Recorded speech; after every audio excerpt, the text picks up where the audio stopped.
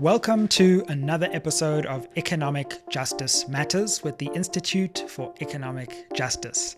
South Africa's at a crossroads. On one hand, we face deepening floods, droughts, and climate shocks. On the other, massive developmental challenges of poverty and inequity. At the center is the Just Energy Transition Partnership, JETP, a billion-dollar deal between South Africa and wealthy nations. It promises to fund our shift from coal to renewable energy, but there's a catch. Most of that comes from loans and not grants. Critics say this means more debt, more private control, and less justice. So, what does the just transition really look like? Who benefits and who's left behind? What role should South Africa play as we head to the all-important COP30 summit in Brazil? To unpack these questions, I'm joined by Makoma Lekalakala, Director of Earthlife Africa, Joan Stott, Senior Program Manager at the IEJ, and Thomas Marois, Professor of Political Science at McMaster University, Canada. Thank you all so much for joining me for this episode of Economic Justice Matters. Makoma, could I begin with you? Beyond all of the statistics, can we talk about the personal toll that communities face from climate shocks? Firstly, I would like to say that South Africa has got a just transition framework which puts justice at the center. That is procedural justice, distributive justice, and restorative justice. So currently, because of the threat of climate change, communities are experiencing devastating impacts of the negative impacts of climate change. Some don't see it as climate change; they see it as rising prices, particularly on food. Food has just showed us that climate change is with us. You buy a bag of tomatoes that you used to buy 10 years ago for a particular amount, and now the amount is tripled. It's not that tomato is very rare, it's because of the droughts that within the droughts that we're experiencing. And in other areas, you find floods and rain bombs. So obviously, you can't be able to have a very good harvest or harvest in that kind of situation. So, but what I can say is that there's trauma in the nation, particularly to poor people. And that comes with climate change, the negative impact of climate change. It was storming earlier on when I came here. I wasn't sure if I would reach here, but I know in other areas, the minute it storms, people are panicking. People don't know what to do. Families don't sleep. They hold on to each other because of, for example, in KZN, what happened in 2022, and that occurs almost every year. And I think that's what we're facing. And that has got implications on our health. That has got implications on the many other social, kind of issues that we have to deal with on an everyday basis. So climate change, it's kind of a threat to life on Earth, but the most negative impacts are felt by poor people. Absolutely. Talk us through some of the ways that the burdens of climate change are not equally shared between members of our society. Let's say we live in an unequal society, and you find that those that have the privilege of being rich or having money, some of them don't even see these things, but there are those that are very conscious that living or inculcating what we'd call a lifestyle that really takes into consideration some of the impacts, that are very conscious of what they're doing. But with poor people, it's not a question of choice. It's a question of survival. You can't choose not to use, for an example, coal. You can't choose, for an example, not going to Checkers to buy, your vegetables, whilst you have a big yard where you can be able to calculate to do your garden. So poor people don't have a choice. They are forced to do things that would make them survive. But at the end of the day, we know that this is a community that is much more energy efficient than the other community. And we see initiatives that are coming up now that the very people are saying, what do we do? Let's learn from the past. Let's learn from our ancient wisdoms. How did our parents survive? How did our great-great-parents survive when there were droughts, when there were floods? They used to preserve food so that it can be used. They used to have what we would call, nowadays it's called pantries, but what is called food banks, where a community would be able to harvest and save food there, and so that whenever there's this kind of situations or naturally climate change induced natural disasters, they can be able to harvest from there and use that food because it's not on season and nobody else can be able to plant and harvest it. What do you think centering communities would mean for a true just transition?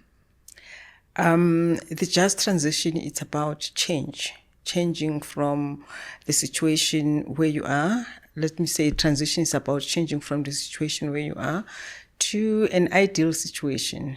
And that ideal situation, most of the time, it's not an individualistic choice. It's a collective decision as a community to say, this is how we want to see this community being like, this is how we want to live. So the transition is about collective decision making, where people would say this is the ideal situation, but it doesn't end there. It's an open agenda, let me say so, that people would say this is where we want to see the future be like, but they'll keep on evaluating and seeing and checking if that it's still relevant and not just like that.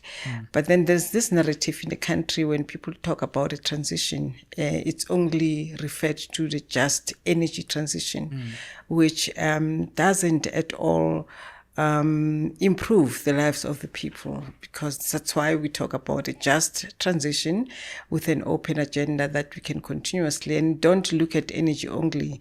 It's about food, it's about housing, it's about water, it's about electricity, it's about decision making, about transport. These are what the communities would want to see change in. This is what communities would want to ideally see something happening, and not just about energy. And right now we know that when people talk about the just energy transition, they're only referring to the areas of Mpumalanga. And that shouldn't be like that. There are areas in the country like the Waterberg. There are areas in the country like your Mossel Bay, your Kruger region, your Gqeberha, where also that transition is very important, but the focus, it's not there. The focus is only in Mpumalanga. And that's why as civil society organizations, we are saying, yes, it is important in Mpumalanga, but also in these areas, it's also important.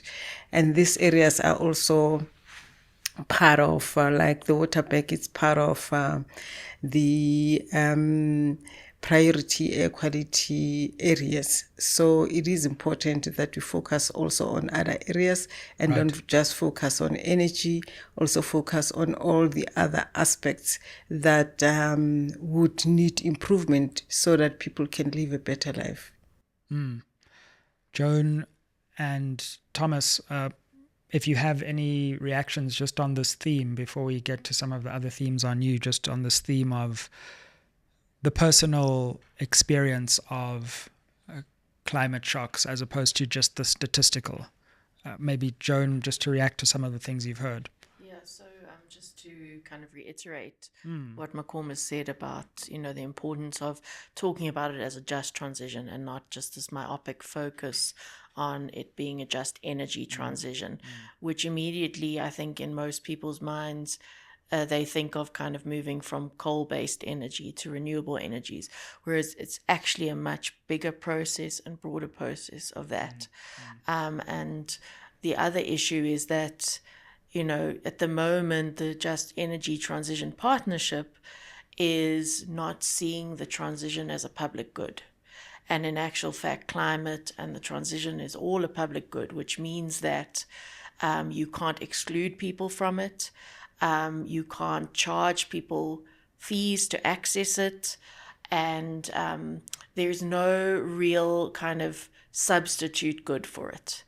So, and traditionally, those are the goods that are provided by the state, because the state is not there to earn profits from the use of those services. And I'll get into more detail just now, but, that's why it's important that we look at it as a broad economic transition, that we favor people over profit, and that we take everyone along so that we really move the economy to a new climate resilient, low carbon growth path, with the deep transformation that addresses poverty, inequality, and unemployment. Absolutely. Prof Marois, any thoughts on this theme of, broadening the transition narrative to beyond energy and also just the burdens, the community burdens of this transition as well? Thank you. Yeah, there's just there's many things I would love to pick up on, but I wanted to speak to the question of collective decision making that Makoma brought up. And I think it's really important to create those forums and those spaces by which communities are able to engage in these questions and reflect on the issue of, well, is energy sufficient enough? Do we also need to look at the many other aspects of climate transitions? And it's important not only for inclusion and the prosperity of communities, but there's plenty of research showing that it's simply more efficient to include communities and community voices from the beginning. Otherwise, you're going to get resistance to energy projects or water projects that don't take into account the voices of community.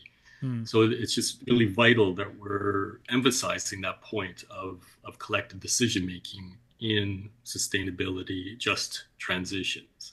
Absolutely. Joan, let's come on to the JET-P, as it's known, in a bit more detail. I mean, do you think that it is just? And can you tell us a bit more about what it actually is? Sure. So, I mean, at this stage, certainly as it appears, I don't think that it will be just in terms of social and economic justice outcomes, because it does favor the use of financing from the private sector and these international financial institutions, not so much from the public purse. But what we know is that because we have had this austerity budget in place for the last decade, and government is kind of hell-bent on reducing its debt burden. This is the kind of where the premise comes from for focusing on private sector and international financial institution financing, so that the state doesn't have to pay. But it can still transition as per its Paris Agreement kind of conditions, let's say. But what actually happens is that the private sector will want to recoup the costs of any investments it makes. This will either be just to recoup their costs or also to make profit. And the state will have to either take on debt or raise taxes in order to subsidize the costs, or households, and unfortunately the low-income households are going to feel the burden most because they have less disposable income, and in some cases no income. The state will have to subsidize that. And then also in the JET-P agreement, there is kind of this very flowery language around kind of social and economic justice outcomes, that it's a just transition, etc.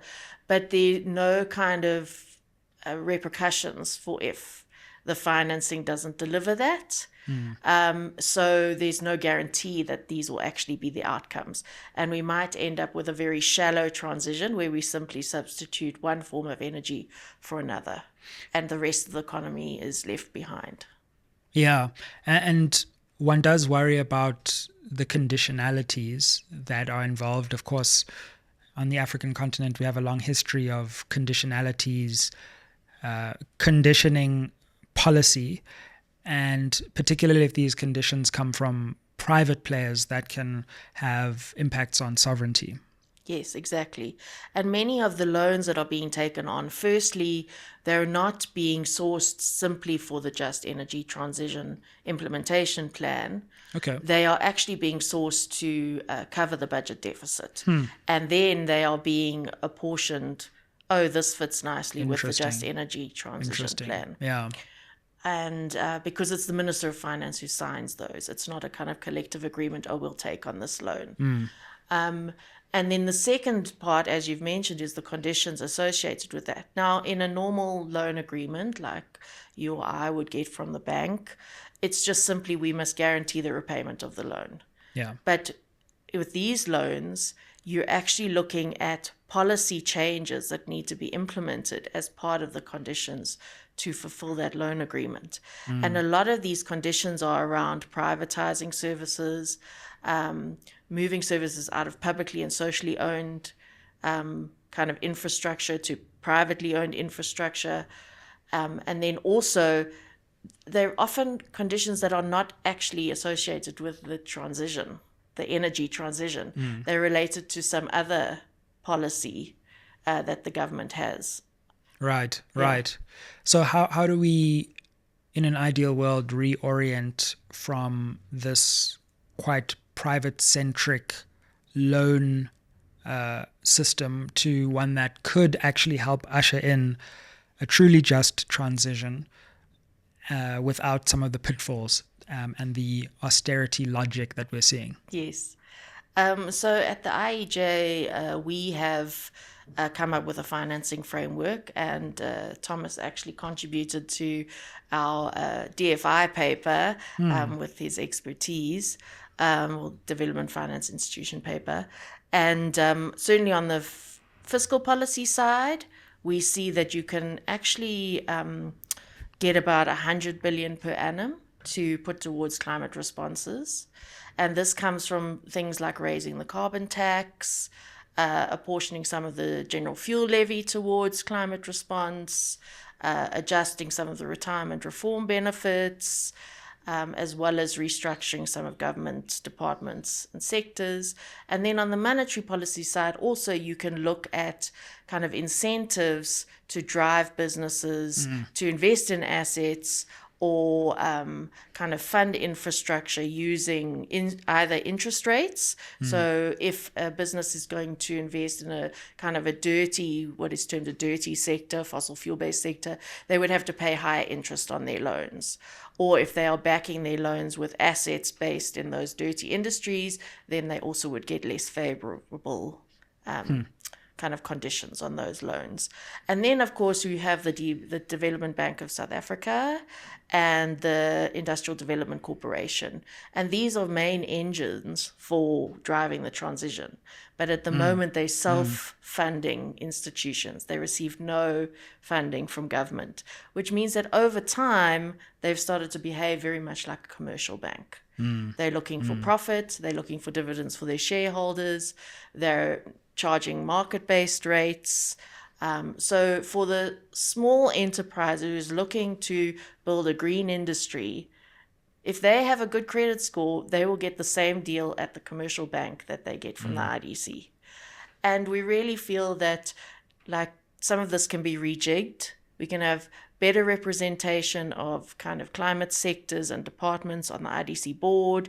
We can have more transparency around the projects and strategies there, funding, and also they can change their risk profile to really fund the riskier projects that the private sector is not likely to take on. Also, government could provide guarantees so that they could provide these longer term loans over kind of 30 years, which is actually how long the transition will take.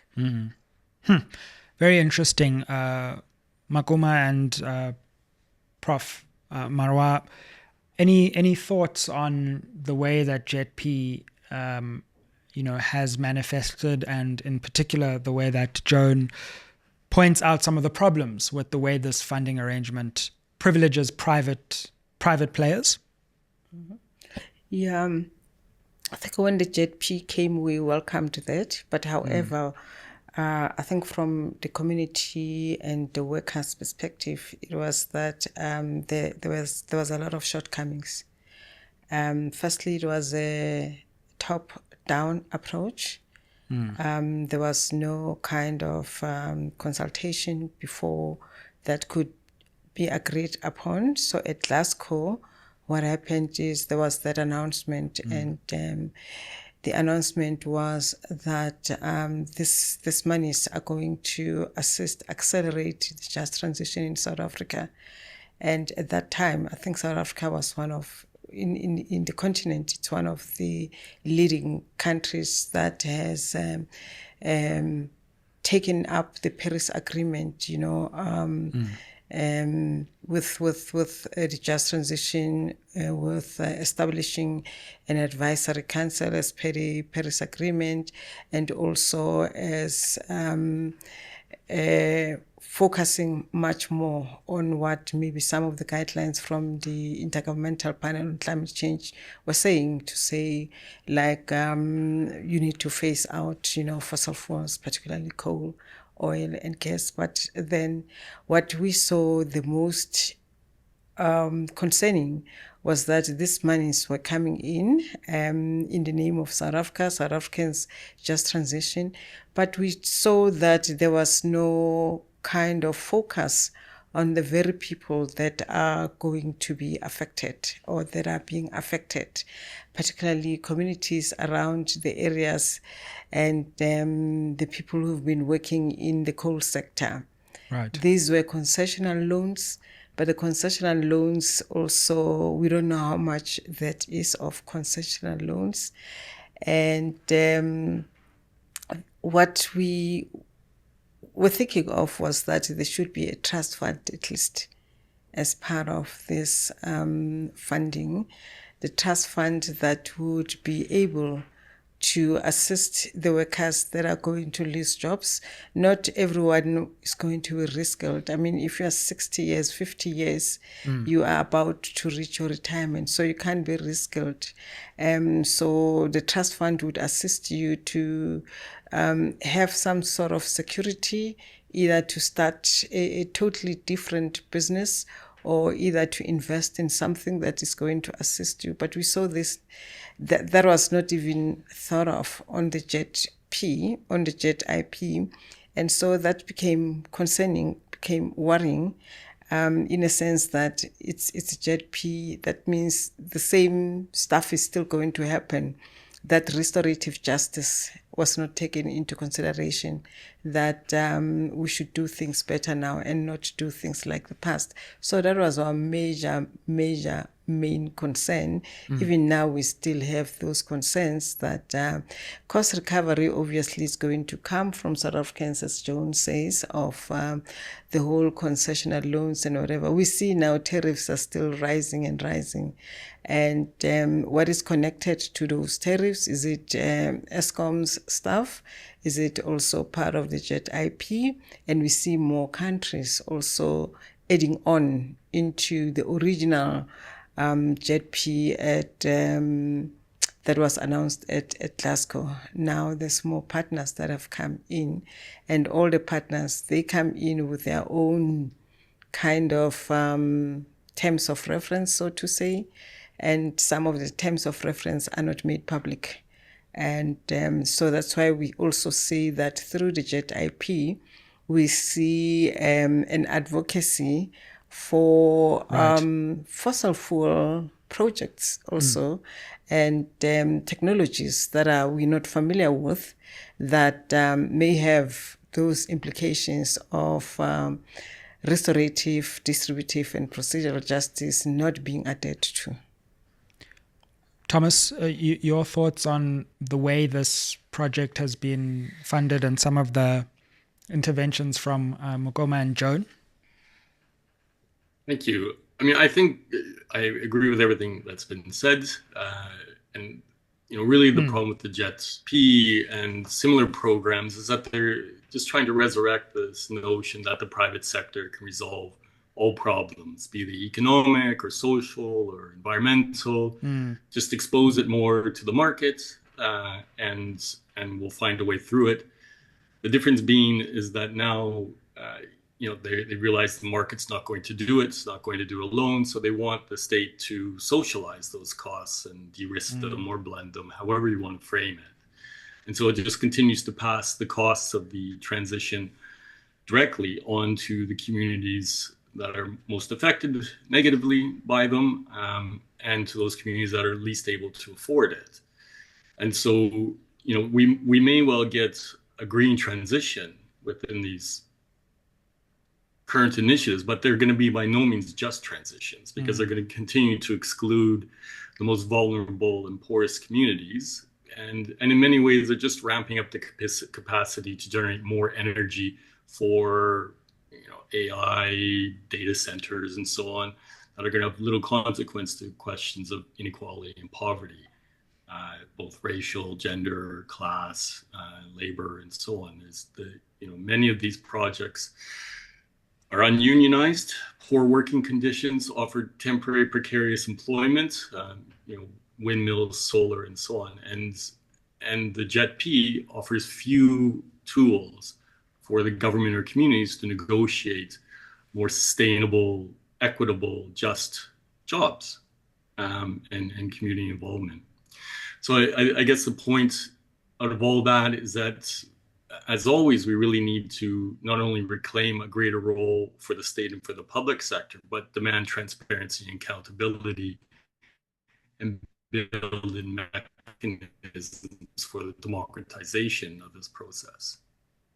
Absolutely. And can I stay with you? Because, of course, we've got COP30 coming up, this big global climate summit.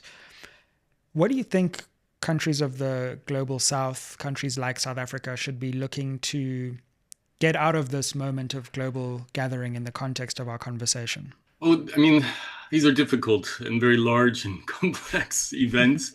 I think in terms of what South Africa can get out of it, my first reaction is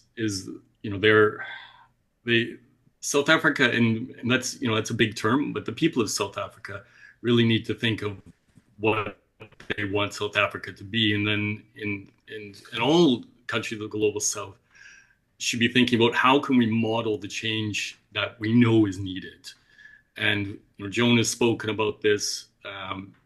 In many ways, the public sector and entities like the Development Bank of South Africa have really internalized the logic of the market in terms of needing to generate a return, very much accepting the terms of the JET-P, of investing in infrastructure for a return. And so in many ways, countries of the global south need to reclaim their public entities and then profit. They should be policy takers, and those policies should be about delivering just and equitable transitions. And that's what South Africa, that's what other countries of the global south need to bring to these forums, because it's always a relationship of back and forth. Ultimately, these forums will reflect the voices from below, but if those voices, and there, of course, there's unequal power relations there between countries in north and south. But ultimately, if South Africa, at least at the leadership level, is going to say everything's great with the JET-P, and we're quite happy with blending initiatives, we just want to underwrite more private investment, then what are they going to get out of COP is more of that. And to be honest, in many multilateral forums that I've been in, I've been face-to-face with representatives of DBSA, and they're advocating public-private partnerships. It's advocating the use of public funds for private investment. And I've said to their faces, you might get a transition, but this is not going to be just transition. And behind the scenes, they say, yes, you're right. But our political leadership is not on board with this. And so my theory is change is always bottom up. And I think probably everybody in this panel here would agree with that we need to pressure at home. And my home is in Canada, and I have the same task here as you do there, is to make sure that everyone that goes from Canada goes to these forums and say, no, we know this is a failed paradigm. And we can look to the Sevilla commitments in the summer in 2025, which is the 10-year process of the UN Finance for Development Office. And at the question of debt, which we may want to come to later, complete failure. There's no mechanisms within the Sevilla commitment to really meaningfully tackle North-South debt. But there's really interesting language around things like public development banks and fostering collaboration, and like practically no language around competition in that sense. And so there's an opening there. And again, that dialogue between the national and the multilateral. Is there space for South Africa to enter and say, listen, the world's member states to the UN have agreed that public banks, multilateral, national, subnational, should collaborate. There's no language about competition here. There's no language about profit maximization. There is some language in separate sections on de-risking. But how do we then magnify that language and say, yes, we actually can use these institutions. We can think about the communities that really need the support. We don't need to demand profit maximization on this, but we can collaborate in ways that deliver the policies we need, cross-subsidize, really amortize the costs of transitions and so on, and think of ways also that we can begin holding those resources and finances within our communities, within South Africa, within Canada. We have our own problems with Trump, in ways that we begin to build economic sovereignty in meaningful ways. Because until we really do something about that structural, unequal relationship between the North and the South, and the structural flows of money out of the South to the North through debt payments, interest payments, where it's an impossible cycle to break, to be honest. Just finally on this theme of the global, how does your work in public banking link up to this broader question of climate finance? And do you have any thoughts on what a new way of funding a just transition would look like outside of a corporatized model? Thank you for that question. It's something I've been, I work on all the time. And it goes back to what I was speaking about a little before. And we can boil it down to the question of public-public collaboration. So rather than public-private partnerships, where the public de-risks private and absorbs all the risks, socializes the risks, but privatizes the profit, we can really think, and there are many really positive examples of the public sector collaborating with other public entities to get jobs done, and jobs done well, and in the public interest. So, you can point to examples of multilateral banks lending to cities who then use those funds to extend water connections in the most marginalized communities, but at the same time have an employment program linked to that, through which none of that relationship has any profit motive or any private sector entity involved, but is really about delivering jobs and clean water. And there are plenty of really creative and interesting examples of that around the world. And what that does require, though, is serious collaboration from the multilaterals to the national development banks to other subnational entities, and some creative thinking of how that ecosystem of public banks can then draw in resources domestically and hold those resources domestically, so they're not being sucked out internationally through interest payments or generating returns from multinational corporations. And again, there's plenty of interesting ways. And Joan, you were speaking earlier, and I can't remember exactly the different means of, and I wish I had written them down, I'm sorry, but there's some really interesting means by which you can raise revenue and channel those into public entities to cross-subsidize or to subsidize energy transitions, water systems, healthcare, public transit, and so on. I'll just point to a couple of examples around the world where you can include forms of permanent capitalization, where a percentage of tax dollars goes into a public entity and then supports municipal regeneration. Or we can think about, carbon taxes going into public-owned financial entities, but accountable and transparent ones. Taxes on private flights, airport taxes, in certain ways that really target the elite of the elite, the 1%, in ways that you can draw in those resources and then redistribute them to just transition projects that are then informed through hubs of community participation and decision making. And it's frankly, it's not that complicated. There are ways this is being done around the world in this public-public collaboration, where you really target the inclusion of community and the delivery of projects based on policy, not on profit. And I think that is the fundamental change. And that is the fundamental problem with JETP, is that they think they can have all the profit in the world and still deliver just energy transitions or just transitions, period. That is the message of the Bridgetown Initiative on financing that Barbados came out with. Again, this idea that you can still have everything, really high profits for the private lenders, and then the public sector can just absorb all the losses. It's a burden that can't be borne anymore. And so we need to think more creatively, democratically, accountably of the way in which we can mobilize existing public resources and then use taxation, forms of progressive taxation, to draw on those resources from those who already have too much and to redistribute them through accountable public entities. And the financial system is the way to do that. But we need to reclaim that public financial capacity. Well, Joan, since the IEJ brings us here, do you have any final thoughts that you'd like to share with us before we wrap up the show? Yes, I think the one that I'd like to share is that, the Just Energy Transition Investment Plan only runs to 2027. We're at the midpoint. We haven't seen much progress. And as I mentioned, the transition is actually 30 to 50 year process to really have that deep structural transformation.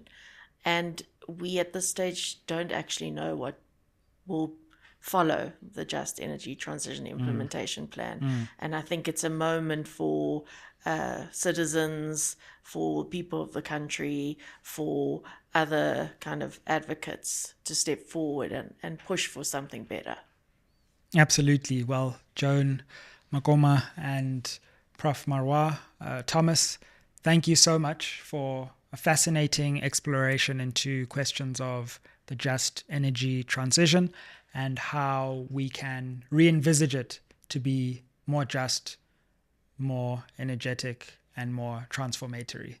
So thank you very much for joining us on SMWX. Make sure you check out the IEJ's newsletter for more in-depth explorations like we've been doing. Look at some of the other episodes that we've done on the series of Economic Justice Matters.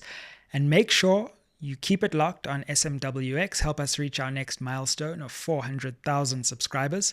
And we look forward to joining you on the next one. Have a good one. Aye.